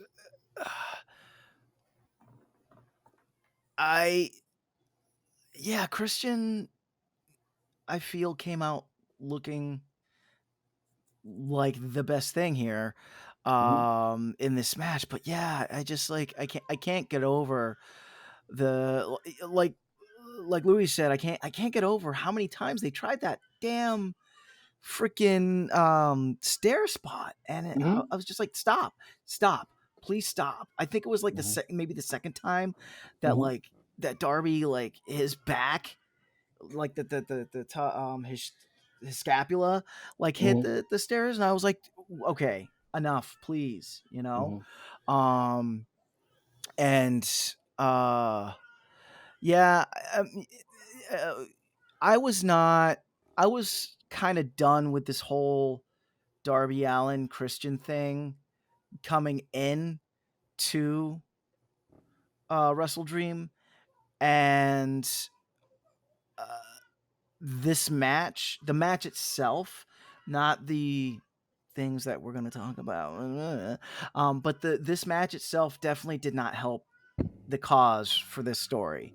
It just like at this point with the Darby Allin Christian Cage thing, it feels like they're just spinning their wheels in mud. Mm-hmm. It's spectacle over substance at this point. It's literally how much farther can we go with these two versus actually telling something. And it was a spot fest. Yeah, I Yeah. agree with you. I'm just shocked because I'm one of these guys who's actually a massive ENC fan. Like I love the both of them, and I've always kind of felt like Christian was always put as that guy. Like I remember being genuinely mad that he won the world title from Del Rio to only drop it that Tuesday SmackDown taping. I remember being like really like I'm not watching SmackDown this week. Like fuck that. I'm not watching that. Yeah. And I love Randy Orton too, but I just remember being angry. So I'm a fan of his, and I just felt like I don't know what he did yesterday that was supposed to help Darby's case. How were like in what way does this help us believe that Darby can be that future big star? Because when I look at Darby now, I just see him as a guy that might win the casino chip. He might be that guy, but I don't think he would ever beat an MJF. Like, I don't understand where are the people like Christian should be making Darby the way everybody over the past like 45 weeks made Orange Cassidy. That's where Darby should be because he's younger. He's only 30. Yeah, it's funny you bring that up though, because did everyone else make Orange Cassidy, or did Cassidy have a hand in it? No, Orange Cassidy is wonderful. He's amazing. What I mean is like all of these people went out there and they put on their best performance to help Cassidy get over. Like they were like, all right, you're over, and now it's our job to help you further along. Right. There's no version of Darby doing that. There's nobody doing that for Darby because Darby's not doing what Cassidy did, which is holding up his end of the bargain. Yeah, he's just trying to kill himself.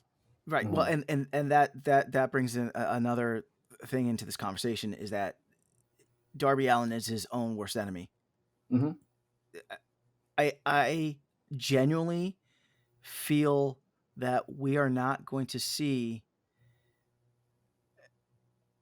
Darby Allin in the long game of wrestling because he's going to, he's going to break his back, he's going to break his leg, he's going to, something is going to happen because he throws that type of caution to the wind, But he has nothing else in his repertoire. It's literally just that, which is right, which is a shame. Which it's like, why,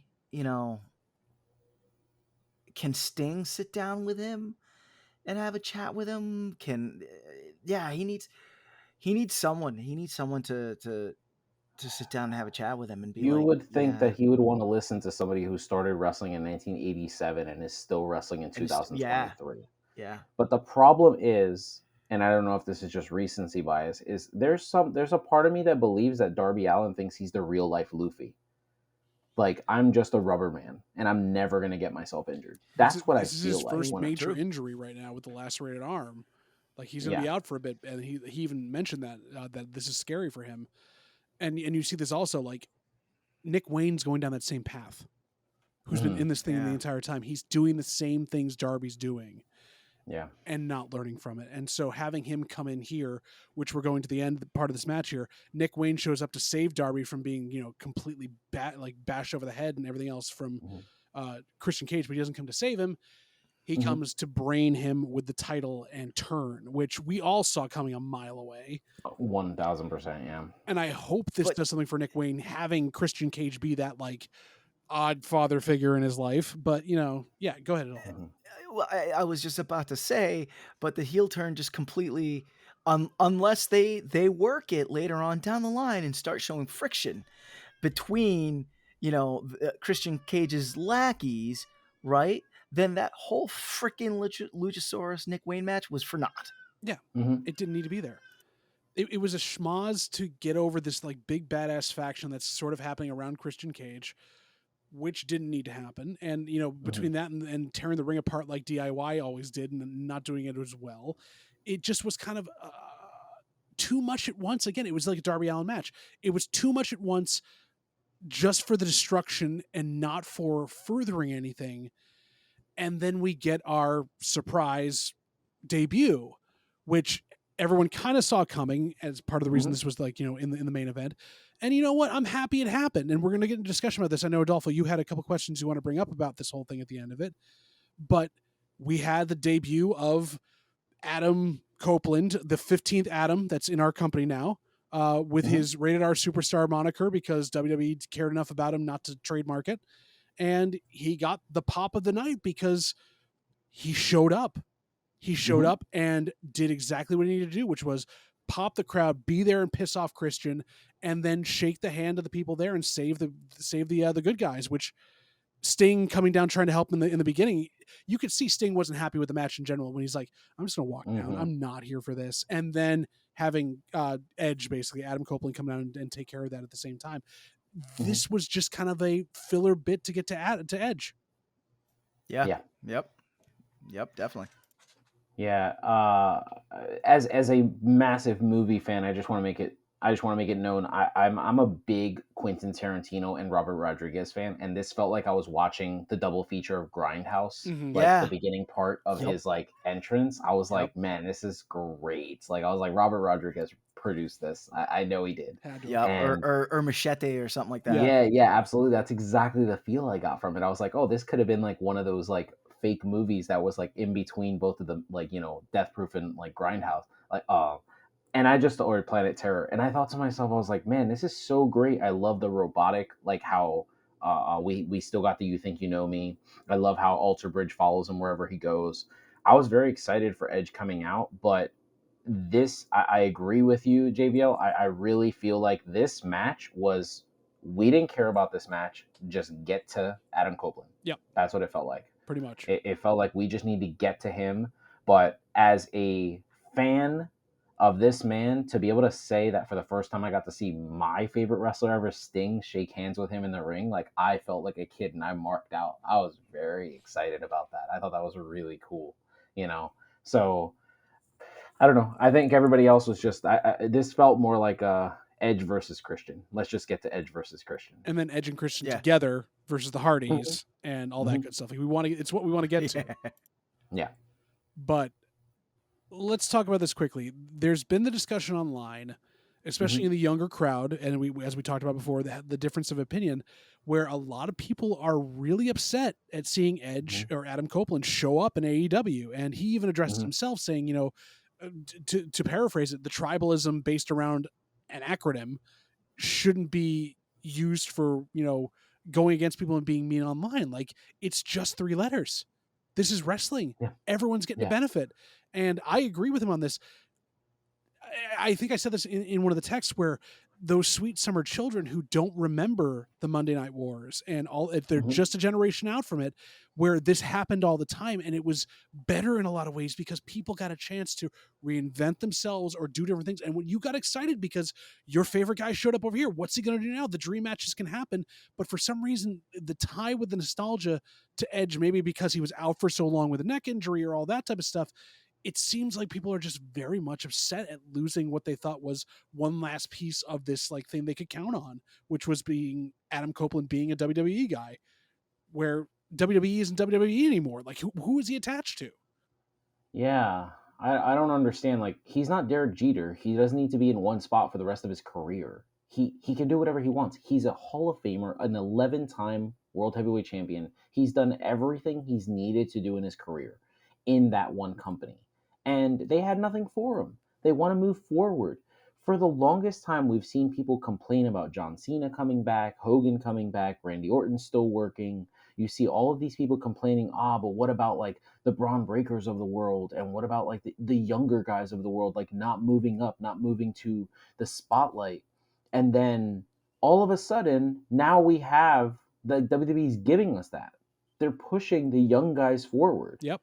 And all of a sudden now they're angry. Like, it's like, okay, you know what? He can't work if he can't work here, he can't work at all. That's not even close to true. But that's what the people that have watched WWE for years have been fed, which is there's nothing else outside of this. So how dare he go over this and legitimize something like that? And Mikey, I know you've been the voice of God all night. You haven't been here with us. I got to pull you in on this. What is going on with having all this talk about having Adam Copeland being in AEW being a bad thing? Okay, first of all, let's address the elephant in the room. So the reason I have not been talking to the listening audience so no one gets any funny ideas, I'm just playing God and I am the tech person for all this goodness. I'm letting the AEW crew run with things. Now that we've gotten out the way, okay, let's go in on this. So here's my biggest issue with all this, right?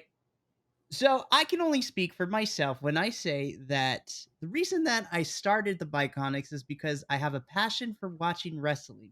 It has given me so much joy over the years, and it has created some of the fondest memories for me individually, and it has made special memories as the OG crew knows of how special it was between me and my grandma being something that we bonded over.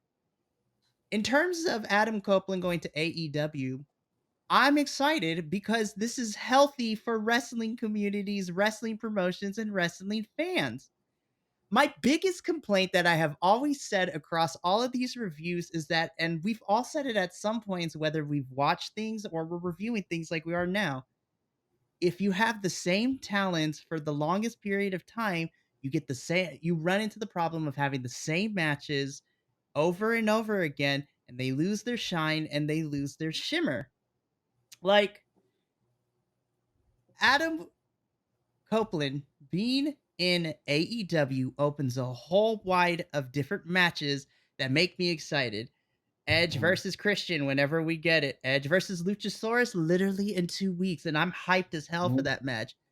Kenny, Chris Jericho, Sting if he wanted to, for God's sakes. And then you have the younger talent too, like, I don't know, an Orange Cassidy, a Hook. Like, and if Adam wants to, Adam Cole, MJF, like, should we do the three-way between Adam Cole, Adam Page, and Adam Copeland? Oh, absolutely. Like we when someone yells Adam, all three of them need to turn around and be like, what? I just want Adam Page versus Adam Copeland. Give me that. Yes, That's the absolutely. Hangman versus the Cliff. It's like 1998 Edge versus 2023 Edge. That's exactly how I look at that. I want that match, and then if we wanted to, if Edge is okay with it, but I don't know how we would get to it, Swerve versus Adam Copeland would be great too. Just give me all this. He called him out on the scrum yesterday. Exactly. That was one of the names he mentioned. Please, that would be such a baller match. So you can see how excited I am about the possibility. Then you got these fucking nerds on the IWC, the internet wrestling community, right? I'm gonna call you nerds because this is why we can never have nice things in the wrestling community, because everybody complains and bitches about every single little thing, whether it be numbers of attendance to like them reserving sections off and people taking pictures. Oh, there's not a lot of seats because of the hard cam. Fuck all that. The problem is it's such a good time to be a wrestling fan, but people let their personal feelings get involved in it and are hurt because they feel betrayed. That Edge, who has been a staple in WWE for the longest time, has decided to go on over to another company because he wants to broaden his horizons. Okay, maybe it's because it's Edge, but there is such a fucking double standard when it comes to a lot of this. So where was the outrage when Christian came over? Where was the outrage when the Hardys came over? And then if we want to put it in perspective, do we not remember that you internet wrestling community, you did a double face turn in the sense that you shat on Mercedes and Trinity when they walked out of WWE because they took a stand about the women's tag team division not being booked correctly, and that they won the titles, and at that time they weren't going to be treated correctly. So what did they do? They went into business for themselves. They dropped those titles off at the office and they walked the fuck out. And then what happened? Michael Cole on air literally took a dump on them and like shamed them in front of the entire WWE universe and into the public. And what did you wrestling nerds do? You went after Mercedes. You went after Trinity. and you guys badmouth, you talked shit about them online, you guys sent them so many hate comments. But then when that 90-day no compete was and Mercedes was booked for New Japan, she became the women's champion over there, and Trinity went over to Impact and she became champion over there. Then all of you nerds had a change of heart, be like, oh my gosh, you guys are great, good for you. I was like, we ain't doing this. Y'all were so bad to them and you treated with them, but then you were fucking fickle with it. And when you saw how great they actually were, then you wanted to get on the bandwagon of this. This is wrestling business, my peoples. This is good for the industry. This is good for us fans. Oh my gosh, I'm so pissed off with all this. This is why we can't have anything nice. You want to talk about double standard? Here's a perfect one for this entire thing. Look at Bryan Danielson coming over 2 years ago. Fucking exactly. Welcome to the Open Arms. And this is the same type of setup that Edge had. Wasn't going to be used, wasn't being trusted, had been there forever, wanted to do dream matches. And everyone was on board for that. What's the difference with Edge? What's the difference with Adam Copeland? I don't see it. Brian's an indie darling. He's a Ring of Honor guy. He's an ECWA guy. He's like that. That's what it is. Like he grew up in like JAP, Ring of Honor, JCW, ECWA. Right. That like he is the indie darling who made it at the next level. I believe that's the massive difference. Edge, even though he said it yesterday during the scrum, like being out there made him feel like he was back in the indies. The problem is, you haven't been in the indies since 1997. Yeah. So like a lot of these people weren't even alive when you were in the independents, but a lot of them were when Brian was, right? He didn't get signed until 2009. Yeah. So he spent the first 10 years of his career on the independents winning like, King of the Indies, and he was in Super 8 tournaments and things like that. And he was wrestling people like the Haas brothers, Reckless Youth, Mike Quackenbush. Like he was working all of these guys that people only know as independent wrestlers. And I think that's the problem, that the AEW fans are excited because they're like, yeah, bring him over here. We can use Adam Copeland better. We can make sure that we like shine him out. And I think WWE fans are going off the fact that like they don't always use people better. And I'm just trying to play devil's advocate because I feel like there needs to be somebody who talks from the other side of this. And I'm just like, when I look at it, I see it as like, I hate, and I know I'm alone here, I hate the way they're using Saraya. Like I don't think she's medically cleared. You're not alone. I'm going to be very honest with you. I think that they're protecting her and they have the title on her because of her name, but her in-ring work tells me there's no way she's fully cleared. She's almost like on a light duty schedule. Yeah. So I think that they're afraid that like, oh, this guy's going to go over there and he's not going to do amazing. He's not going to do great, but he is going to do that because ever since he came back at the Royal Rumble, he's produced a better in-ring work ethic than he did beforehand. His in-ring performances have been better. He's been able to give us more classics, and he's going to do that. He's going to go over to AEW where he's in AEW now, and he's going to give us better like in-ring performances. He's not just going to give us that storyline based stuff. We're going to get to see Adam Copeland wrestle. We're going to get to see that, like, we might actually see the best wrestling match in the world, like the tagline with Randy Orton that we didn't get to see in WWE. I feel like fans just need to be happy with what we got. The problem is that AEW and Tony Khan have really screwed up Miro, Paige, for the most part, Jay White up until recently. I think that's what people are seeing. Like the only WWE star that got super over there is Jericho. Everybody else is just like kind of there. It's only the elite that gets put over, or two of them at least. Or Moxley. Yeah, but he's worth it. He is, and he's carried the company. But that's the thing. Yeah. So. Yeah. But to get back to the end of this, Adolfo, like we've talked about this entire thing. We've talked about the entirety of the night. But you were also wanted to bring up the fact that this is also in response as we're going into a new era that Tony Khan is supposedly setting up. You wanted to bring up what's going on that as well.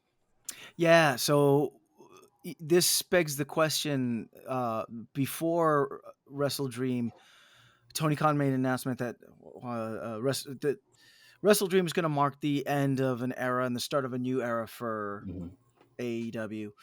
And then today, a lot of the social media was Adam Copeland is the new era of AEW. But on the back end, if you've been paying attention to the business side of things, AEW and Warner Brothers Distribution, they are circling and getting a deal together. And as of this morning, I heard some scuttlebutt that there's going to be like what 9 pay-per-views for the year. 12. 12, yeah, 12 pay-per-views for the year. That some stuff is going to be going to HBO Max. So with what exactly is this new era? Do we think Tony Khan is going to come out on Wednesday night and he's going to be like, haha, we've finalized this deal? I mean, everyone knows it. This is like one of the worst kept secrets in wrestling. But is he going to come out and be like, haha, we've made this deal with More Than Brothers, and now, and now it's going to be on HBO Max and this, that, and the other. How does that affect their relationship with Ring of Honor? How does that affect their relationship with New Japan? Are some of the shows going to be pulled and put over onto HBO Max and Discovery Plus? I think Mikey had mentioned he heard something about one of the shows going onto Discovery Plus. So like what JVL said that. What are we feeling is going on here with this deal? Well, I think they're trying to swerve us to begin with, because think about it. We've been fed so many different theories of where this platform is actually going to be, right? Mhm. There hasn't been one concrete place. People have said HBO Max, Discovery. There's been so many different places where it's like, okay, this is where AEW's next stop is going to be, and they're going to shift from pay-per-views, and they're going to move over to PLEs, which is great, because that's where everybody should be, is at PLEs. Like, we should just pay for a platform and then not have to worry about paying like $50 a month. I know Mikey would do love that. that completely at this point, because we're just overspending here at the budget we don't have for the Biconics Wrestling podcast. It is a singular effort, but I don't mind, because this is what we're doing. But and we appreciate that. Thank you. But as I don't know, I feel like it's a massive swerve. I'm sure it's going to be like, it'll be exactly what everybody thinks it is. It'll be HBO Max, and we'll get the debut on Wednesday, and they'll probably tell us like, now starting this date, you'll be able to like scroll down on Max and be like, oh, there's AEW, and that's how it's going to be. They've already put All Access on there, so we know that there's AEW product on Max already. Yep. Maybe that was like the trial to see how many people would actually watch AEW on there or sign up. I don't know if this marks a new era. I always think of a new era as a like a paradigm shift, like a different version of a professional wrestling. So if we're moving from like, we're done with this style of AEW and now we're shifting over to like the more entertainment aspect, and that's what he means, I get that, but I don't understand why the tagline of the new era of professional wrestling, and I find it very odd that your new era is a 49-year-old man. Yeah. In that same vein, I'm with you on the swerve part of it. The new era to me, if they're actually following through with it, is they would move off of broadcast TV. They would go from the cable market and go straight to streaming, which would be a complete and utter shift, because then how do you track all that? How do you do the sponsors? With Max going to a thing where there's going to be tier subscriptions for commercials, do you get rid of commercials? Is it going to be what the WWE network said it was going to be instead of replays, or is it going to be actual live? Like, how do you work that? At the same time, you're dealing with a company that is hemorrhaging money out the wazoo on other ends. Can you even trust them to hold your library at that point? And to speak to the ROH part of it, they have Honor Club. What is that going to do when you're moving that streaming service over? Because that's where you watch ROH. So the era, I don't think they know what the era is. I think they're waiting to see what's the best PR they could have gotten coming out of this to make that the new era at this point and say that. But I don't think it's tied to any one thing, Adolfo, at all. I think it's just them trying to find the kernel that's going to bring them on there as they're watching WWE under TKO being completely reformatted, and they're going to be in more direct competition because they're moving all the PLEs off of Saturdays to Sundays now to be not competing with UFC. They're going to be moving days around as they're going back onto other networks. The whole landscape in wrestling is changing to how it's going to be digested. And I think Tony's waiting to see how people want to do that. So And on complete sidebar, what should be happening is the women's division should take over. That should be the new era. Yes. But Yes. Tony That's Khan. I pretty called much you what out already about that, Tony Khan. we all have. But in that vein, because we need to get to this point, it is a new era. We have used 3 different types of ranking systems on all of our videos for the last month and a half, and I think we need to consolidate them. So, boys, 1, what's your ranking for the show? And 2, what's your way of ranking? Like, what is your scale? And can we make it just one scale for all of us? Because I'm getting hungry and sick of figuring out what each one means. I can't do the math. Well, I mean, I didn't know that you guys were gonna like take the empanada thing and make it yours too. Like, I'm okay if you don't want to do it. Well, you're the name So dropper. We have to do what you say. So Oh, okay. The 3 Yeah, I Puerto got Ricans it. in this call dictate was that a- it must be a thing. I'm You not. had I'm me not at that's fine, empanada. that's I don't fine. even know Yeah, what's yeah. going on. And I mean, yeah. I mean, okay. personally, yeah, I'm okay with it. If you guys like it, I like it. I mean, I think it's pretty funny. I think it's good. So All right. I would definitely label this as like 3 3/4 empanadas. That's what I kind of look at. Interesting. I think that the lows are too low. Mhm. That's kind of how I look at this. Mhm. Like the Young Bucks match, that match was really bad. The Ricky Starks match was unnecessary, and the 6-man tag was also kind of like, even though I enjoyed it, I was entertained by it, I thought it was convoluted. So I think those 3 matches alone kind of bring it down. But everything else I thought was pretty solid. There we go. Adolfo, what are you feeling? I'm feeling 3 ham and cheese empanadas in that, you know, I love an empanada and ham and Oh, cheese yeah. is good, but like if I got that one with guayaba and Oh queso, yeah, guayaba and cream yeah, cheese. Oh yeah, I there you love go, it, baby. Papa. There you go. Ooh. You see, Listen. we're not there. We're at the okay. It's enjoyable. It's a ham and cheese empanada. It's enjoyable. It's warm. I'll eat it. You know. Perfect. You know when we're serious when we say it's like a pizza empanada with a Coke slushy. That's how you know that's straight from the island right there. Voice of God, what's your empanada scale tonight? You're on mute, Voice of God. We can't hear you. Yeah, what happened? I don't know. The production truck was failing just like most of the time it does with the camera shots. Damn it, Kevin Dunn. Damn it. Voice of God here, aka Mikey. My final rating, without taking too much time, is going to be 3 out of 5 empanadas. I think had you taken out Ricky and Wheeler, the fatal 4-way tag team match for the #1 contendership, and switched a couple of the matches around to, to try to build like a crescendo to what we got, I still overall enjoyed it. And honestly, this is probably my, outside of Forbidden Door, because I treat that as like a specialty show and not like a real AEW pay-per-view, this is probably my favorite AEW pay-per-view this year so far. And that's saying something, because Revolution this year was a lot of fun for me. But yeah, so 3 out of 5 empanadas. Those are my reasons why. Back to the production truck, because things are on fire now. Oh no, fire. Well, then we'll get out of here quick so we can actually put the fire out. So my final rating is, I was going to give this, overall, we got so many different styles of wrestling, even with the matches that didn't need to be there. We got basically what wrestling can be, has been, and can go to in this entire night. I would give that a 4. And since I can't say empanadas at this point, 4 Cornish pasties out of 5. But it is I love empanadas, and believe me, I'm with you on that type of stuff. But then we go back to this, and it happens on everything else. I'm taking 1 off of there because 1, it's not cooked right and doesn't have the right filling, because there was 1 women's match on the entire card and nothing to set up any type of backstory on it, and you had 2 matches that didn't need to be there. So for me, it knocks it down to a 3. It needs to be better, and there needs to be a new era that respects all the wrestlers on the card. That's where I'm sitting. Any final thoughts, boys, before we jump off here? No, that's it.